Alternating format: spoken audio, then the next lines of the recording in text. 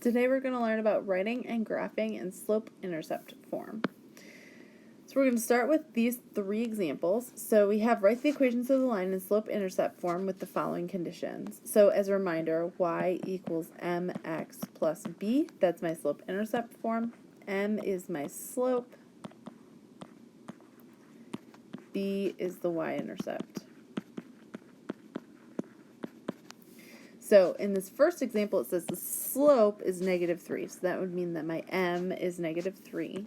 And then my y-intercept is at 0, 8. So that 8 is b. So this very first one is just y equals -3x plus 8. Number 2 says that it passes through the points -7, 7 and 3, 7. Well, this didn't give us my slope, and it didn't give me my y-intercept. So I have to start with finding my slope. So remember that slope is m equals y2 minus y1 over x2 minus x1.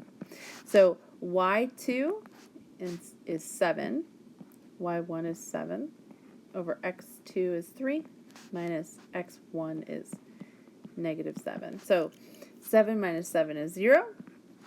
3 minus -7, that's like 3 plus 7, which is 10. And 0 divided by 10 is 0. Now if you can't remember what kind of an equation has a slope of 0, another thing that you could notice is that the y values are the same. You could also sketch this, and I'll show you what that looks like. But my y values are the same. So this equation is just y equals 7. But if I were to graph this, this would be like -7, 7 is here, and then 3, 7 would be here, and the line that goes through it looks like that. And that's the line y equals 7. Number 3, if you're looking for the same pattern, my x values are not the same. My y values are not the same, so I'm going to have to actually figure out what my slope is here. So I've got m equals y2, which is 8, minus y1, which is -4, over x2, which is 3, minus x1, which is -6. 8 minus -4 is the same as 8 plus 4, which is 12. 3 minus -6 is the same as 3 plus 6, which is 9. You have to simplify that. So these are both actually divisible by 3. And when I do that, I get 4/3. So now I have my slope. So I have y equals 4/3 x. But I don't know what my y-intercept is, okay? So they did not give that to me. So what I would do is you're going to take one of these points, and I'm going to pick -6, -4. I'm going to plug in -6, that's my x value. And I'm going to plug in -4 as my y value. And I'm going to solve for b. So I have -4 equals 4/3 times -6 plus b. Now you could have used the 0.38. It doesn't make a difference. You're going to get the same y-intercept. So again, I'm trying to solve for this b value here. 4/3 times -6. You could use a calculator, but really all you're going to do is you're going to multiply the numerators. So 4 times -6 is -24 over 3 plus b. And -24 divided by 3 is -8. So I have -4 equals -8 plus b. I'm trying to solve for b, so I'm going to add 8 to both sides. And I get that 4 is b. So that's b here. So my final answer here would be y equals 4/3 x plus 4. The last two are on this page, but they're also the same ones that are on the next page, so we're just going to go to the next page for them. So I'm going to find, this is the same idea, right? It passes through the points 1, 2, and 0, 3. So I have to start with finding my slope. So m equals y2, which is 3, minus y1, which is 2, over x2, which is 0, minus x1, which is 1. 3 minus 2 is 1. 0 minus 1 is -1. So 1 divided by -1 is -1. So far I have y equals m, which which is -1 or just negative x, plus b. So we have plus b here. Now, this here, that's b. That's b. They gave it to you. If you have 0 something, that's b. So this is b, negative x plus 3. But the last one doesn't actually give you what the y-intercept is either. So we're going to start out with finding our slope. So m equals y2, which is 8, minus y1, which is 6, over x2, which is 2, minus x1, which is -2. 8 minus 6 is 2. 2 minus -2 is the same as 2 plus 2, which is 4. And 2 divided by 4, it has to be simplified. You can divide them both by 2, and that becomes 1/2. So far I have y equals 1/2 x plus b, and I have to find b. So I'm going to use the first point. I'm going to plug in -2 for x. I'm going to plug in 6 for y, because the points are x comma y. So I have 6 equals 1/2 times -2 plus b, or 6 equals 1/2 times -2 is -1 plus b. If I solve for b, I'm going to add 1 to both sides, and so 7 is b. That's b right there. So my equation is y equals 1/2 x plus 7.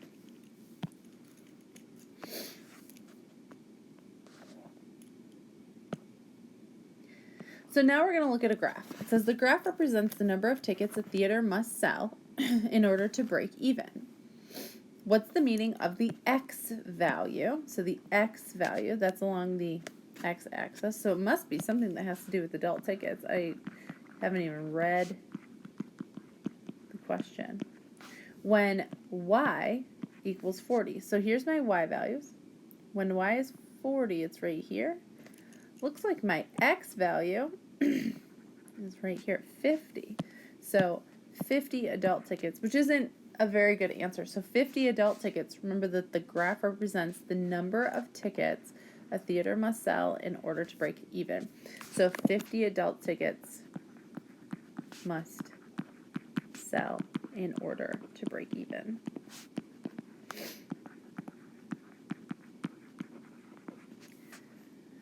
Second question says, what's the meaning of the y value when x is 20? So let's find when x is 20. It's right here.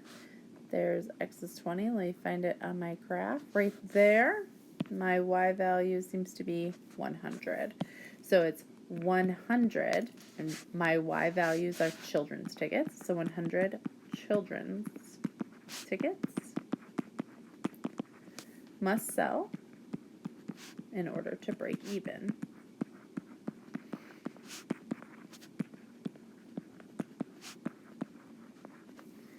What does the y-intercept of the graph represent? All right, so where is the y-intercept? Let's start with that. That's super dark. Let's not use that. So my y-intercept, that's right here. So that's at 140 children's tickets must sell. But how many adult tickets were sold? And at 140 at my y-intercept, that always means that my x value is 0. So 140 children's tickets must sell if 0 adult tickets are sold.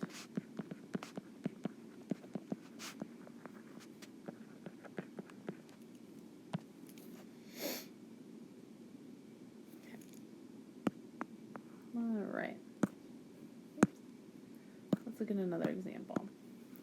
This graph shows how one maple tree's height has changed with its age. So what is the meaning of the point 7? That's my x value. 7, age in years. So 7 and 70. Whoops. That's not what I wanted. 70 is right here. So it looks like 7 is the age in years. So the tree's height has changed with its age. So that would mean that the tree is 7 years old, and its height is 70 inches.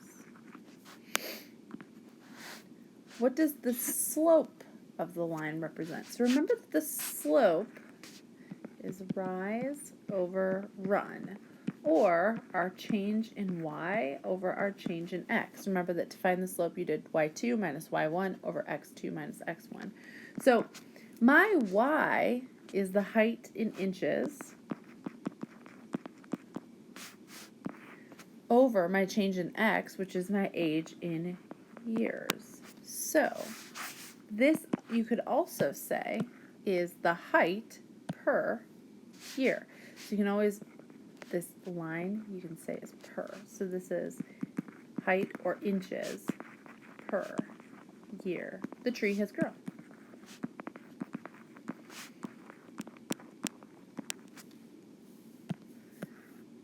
And it says, what's the meaning of the x value? So the x value when y equals 60. So here's y is 60. Looks like my x value is 6. So this would mean that the tree is 6 years old.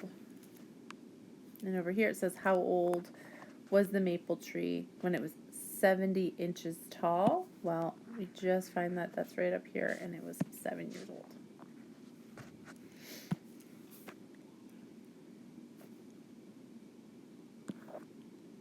Let's look at some more examples. So a linear model is a linear equation that represents a real-world scenario. You can write the equation for a linear model in the same way you would write the slope-intercept equation of a line. The y-intercept of a linear model is the quantity that does not depend on x. The slope is the quantity that changes at a constant rate as x changes. The change must be at a constant rate in order for the equation to be a linear model.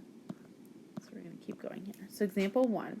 A machine salesperson earns a base salary of $40,000 plus a commission of $300 for every machine he sells.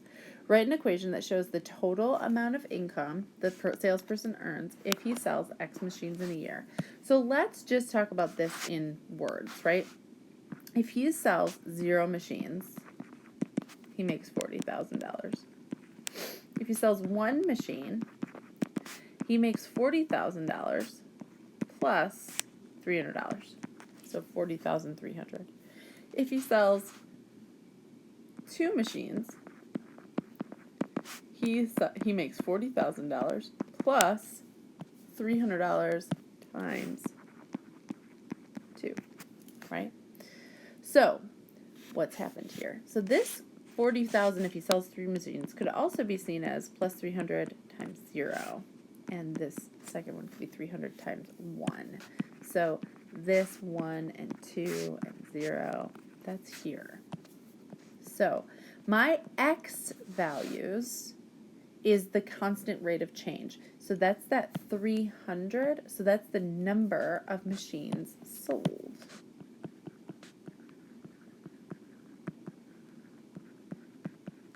And y is my total income. So my equation should look like these. It's going to be that my income is equal to 40,000 plus 300x, or 300x plus 40,000, right? Y equals mx plus b. So y equals 300x plus 40,000. What's the slope? Well, it's m, and what does it represent? The slope is 300, and it represents the amount of money he makes per machine sold. That is amount of money made per machine sold.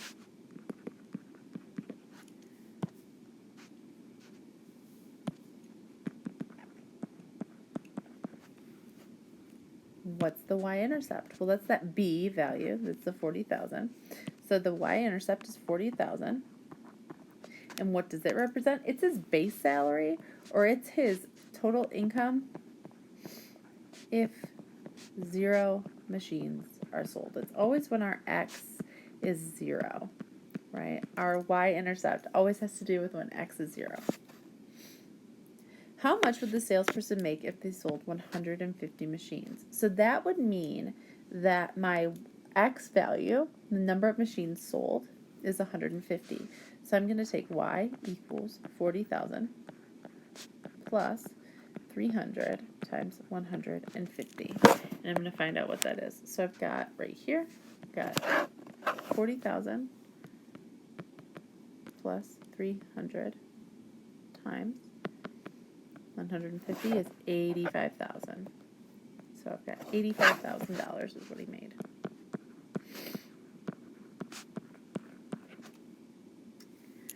And then the last question asks, how many machines would he need to sell in order to make over $100,000? So,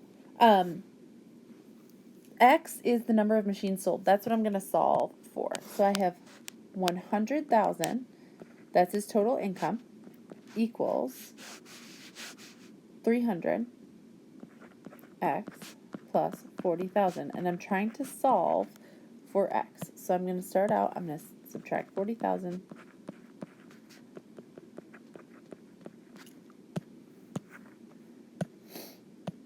and that's 60,000 equals 300x. And I divide by 300 because it's 300 times x. So I have to do the inverse of it. So I have to do 60,000 divided by 300. That gives me 200. So we must have to sell 200 machines. It says how many machines would you need to sell in order to make over $100,000 though? If he sold 200 machines, he would make $100,000, so he'll have to sell 201 machines to make over $100,000 a year. Now this number makes sense because if he wanted to make $100,000, which is more than the $85,000 that we found in the previous question, right? You would have to sell more than 150 machines, and he sold 200. Does that make sense? Example 2. At a school play, a children's ticket costs $3 each, an adult ticket costs $7 each. The total amount of money earned from ticket sales equals $210. Write a linear model that relates the number of children's tickets sold to the number of adults' tickets sold. So let's think about this. $210 must be equal to the amount of money that they made with children's tickets plus the amount of money that they made with adult tickets. So it all depends on how many children's tickets they sold and how many adult tickets they sold. So X is the number of children's tickets sold, and Y is the number of adult tickets sold. So the amount of money that they made on children's tickets, well, if they only sold one children's ticket, right, they'd make $3. If they sold 2 children's tickets, they'd make $6. If they sold 10 children's tickets, they'd make $30. So this is 3 times the number of children's tickets that they sold, which is X. And then the amount of money that they made on adult tickets, right? So the adult tickets are $7 each. So if they sold 1 adult tickets, they would make $7. If they sold 10 adult tickets, they'd make $70. So this must be 7Y. The next question asked about the slope and the y-intercept, but we're not going to talk about that today. But the final question says, how many children's tickets were sold? So first of all, it wants us to find out how many children's tickets. That's X. That's what we're solving for. If 24 adult tickets were sold, okay? Well, we know that that's Y. So I'm going to use our equation. So we have 210 equals 3X plus 7Y. But we know that Y is 24. So I'm going to replace this with 24. So first I have to find out what 7 times 24 is. So I'm going back to Desmos because that's the easiest calculator for you all to see, 168. So I have 210 equals 3x plus 168. And I'm trying to solve for x. So I'm going to subtract 168,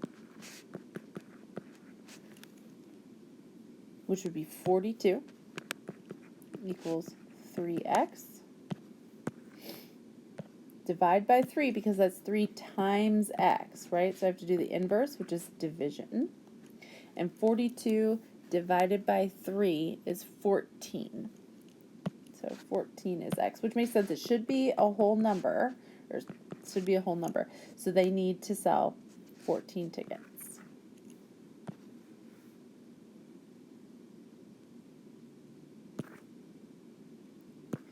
Another example.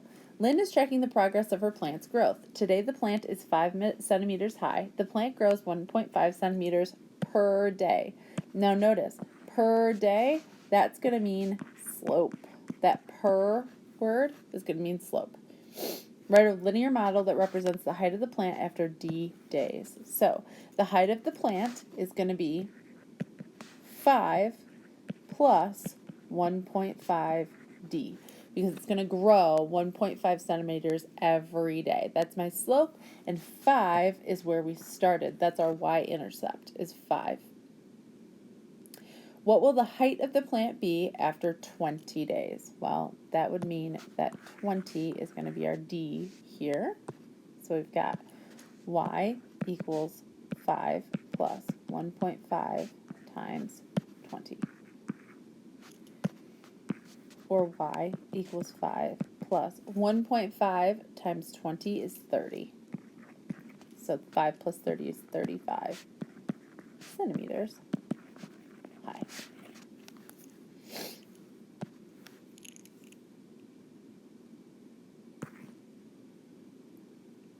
Number 2, Mr. Thompson is on a diet. He currently weighs 260 pounds. Well, that's where we're starting from. That must be my y-intercept b. He loses 4 pounds per month. There's our per, our slope, right? This must be our slope. It's got that per in there. So write a linear model that represents Mr. Thompson's weight after m months. So this would be y, his total weight is 260.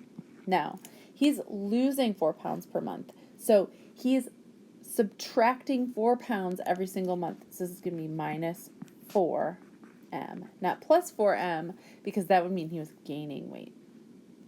After how many months will Mr. Thompson reach his goal weight of 220 pounds? Well, after how many months, so we're looking for m, will he reach his goal weight of 220 pounds? Well, this is how much he weighs, is that y. So we've got 220 equals 260 minus 4m. I'm going to subtract 260. And it seems kind of weird right now because I'm going to get negative 40 equals negative 4m. But when I divide by negative 4, right, a negative divided by a negative is a positive. So negative 40 divided by negative 4 is 10. So this would be 10 months. Now if you did this the super long way, you'd take 260, and after 1 month, he would be 256. And after 2 months, he would be 252. And after 3 months, he'd be 248. But that would be the long way. But you could check your answer that way if that made the most sense to you. Paul opens a savings account with $350. He saves $150 per month. There's that per in there. There's that per, so that's my slope.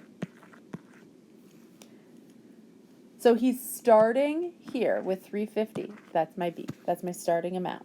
Assume he does not withdraw money or make any additional deposits. Write a linear model that represents the total amount of money Paul deposits into his account after m months. So this is y equals his starting amount, $350, plus 150x. And it's plus 150 because he's saving $150 per month. After how many months will Paul have more than $2,000? So the $2,000, that's our total amount. That's our y. So we're going to say 2,000 equals 350 plus 150x. So I'm going to subtract 350 And 2,000 minus 350 is 1,650. And then I'm going to divide by 150. So 1,650 divided by 150. Oops, that's crazy. Try this again. 1,650 divided by 150 gives me 11. So I have 11 is X. Now pay attention to what the question asks. It says, after how many months will Paul have more than $2,000? At 11 months, he'll have $2,000, so it needs to be 12 months. He'll have more than $2,000.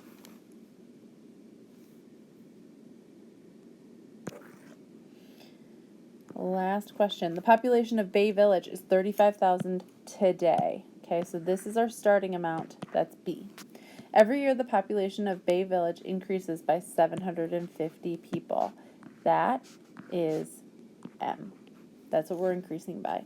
So write a linear model that represents the population of Bay Village X years from today. So this would be Y equals my starting amount, which is 35,000 plus 750 X, because it's increasing by 750, so that's plus 750X. In approximately how many years will the population of Bay Village exceed 50,000 people? So I'm going to find out when it's at 50,000 equals 35,000 plus 750X. So I'm going to subtract 35,000. That gives me 15,000 equals 750X. And remember that that's 750 times X, so I have to divide by 750 to do the inverse. And if I go to 15,000 divided by 750, gives me 20. So this would be at 20 years, my population will be 50,000, so 21 years it will exceed 50,000.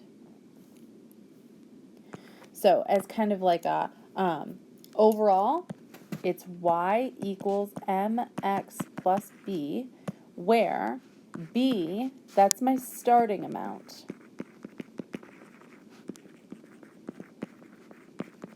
And M, that's my change. That's my rate of change. Look for the word per, okay? That will help you. That could be plus or minus. So you have Delta Math homework, and you also have a test Thursday.